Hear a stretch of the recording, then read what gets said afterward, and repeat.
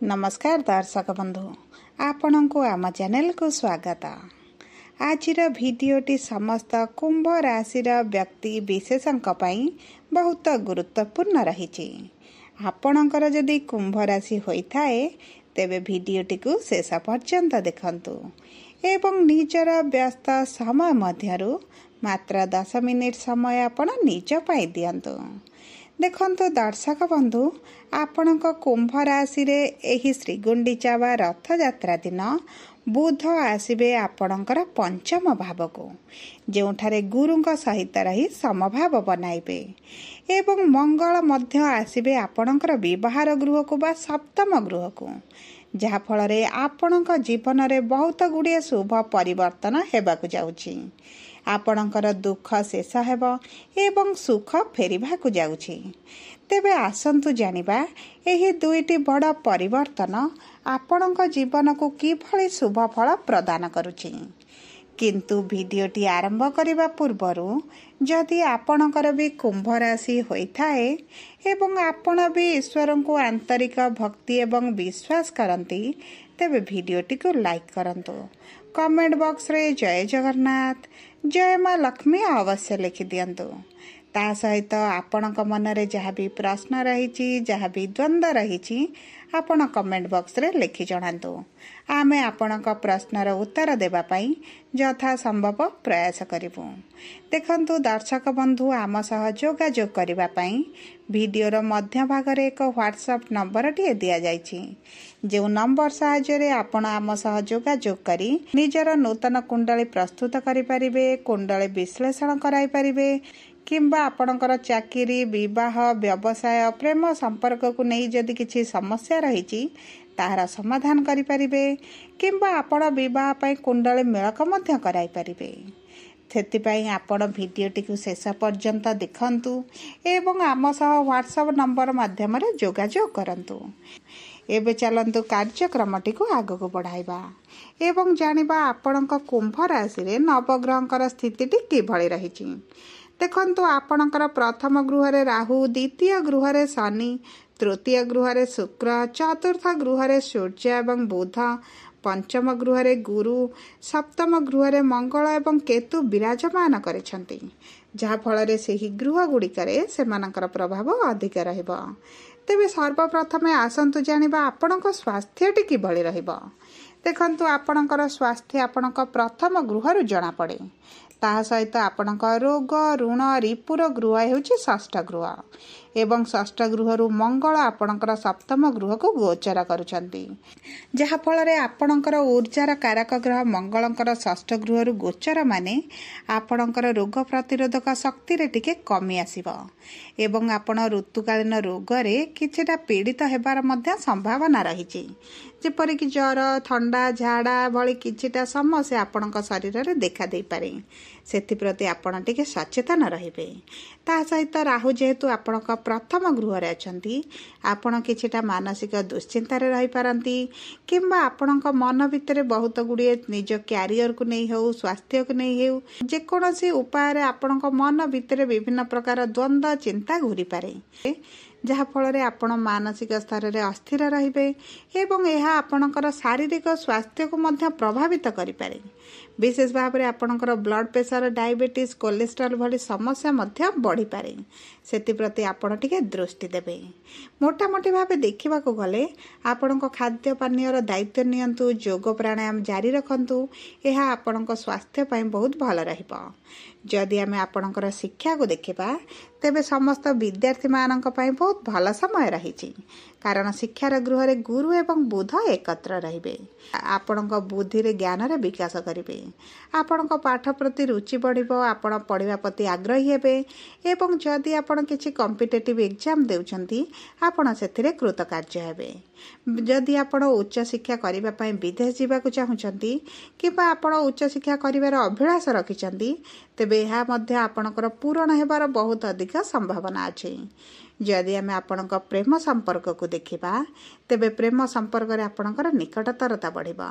जेहेतु गुरु आपणक पंचम गृह रे अछंती बा प्रेमर गृह रे अछंती, आपणक प्रेम संपर्क विवाह रे परिणत मध्य होई पारे। आपणक मध्य रे जे दूरताटी बढ़ितला, जे मनमालिन छोट कथा को नै झगड़ा हेउतला, ताहा कमि जिवो। उभय उभय को सम्मान देवे, उभय निष्पत्ति को सम्मान देवे, जहा फल रे आपणक मध्य रे निकटतरता बढ़िबा सहित मधुरता मध्य बढ़िबो। आपणक मनटी खुशी अनुभव आपण करिवे। आपणक प्रेम संपर्क पई बहुत भल समय रहिछि।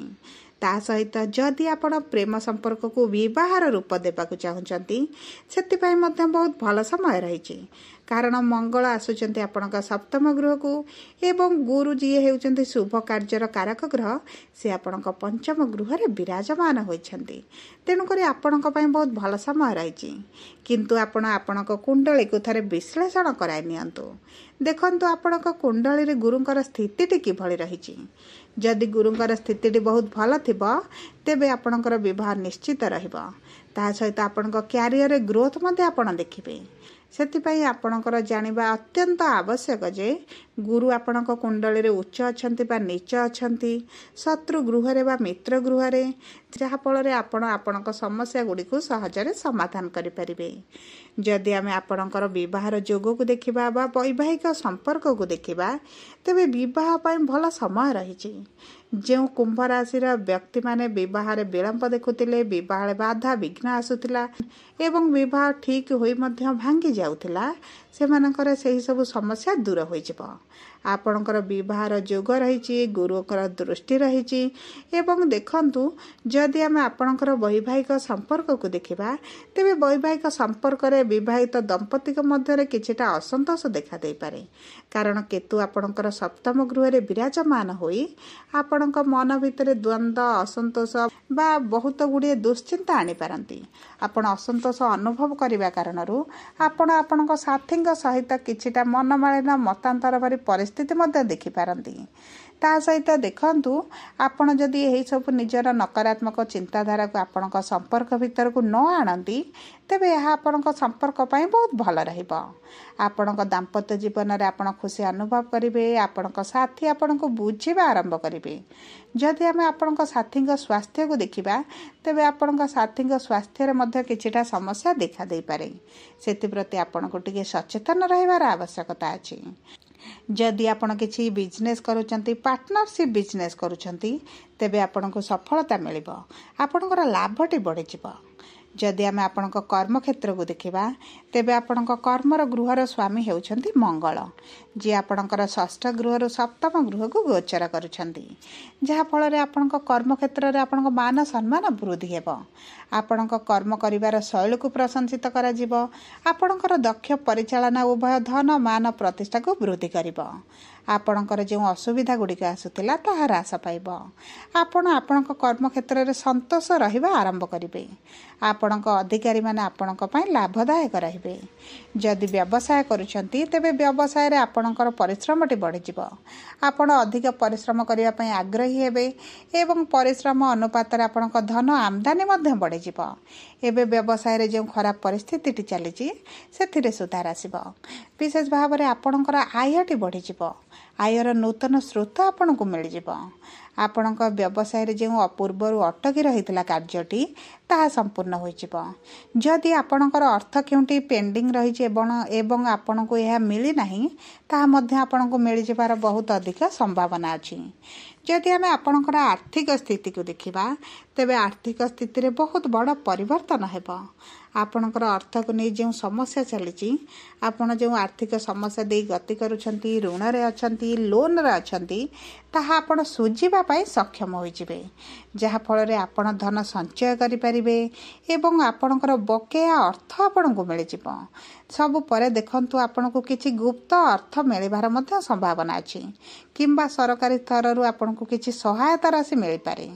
जदि आपण नूतन संपत्ति क्रय करबा को चाहुचंती, किंबा आपणकर पूर्वरु अभिलाष थिला कोनोसी जिनिस क्रय करबा पई, ता मध्ये आपणक पई बहुत भल रहिबो।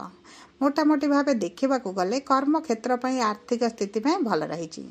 किंतु आपणकर स्वास्थ्यगत बा विवाह असुभत्व को दूर करने आपण शनिकर बीज मंत्र जप करंतु, नवग्रह पूजा अर्चना करंतु, किछि कुकुर को खाद्य खाइबा दियंतु किंबा काऊ को किछि दाना दियंतु। यह आपणक पई बहुत अधिक शुभ रहिबो।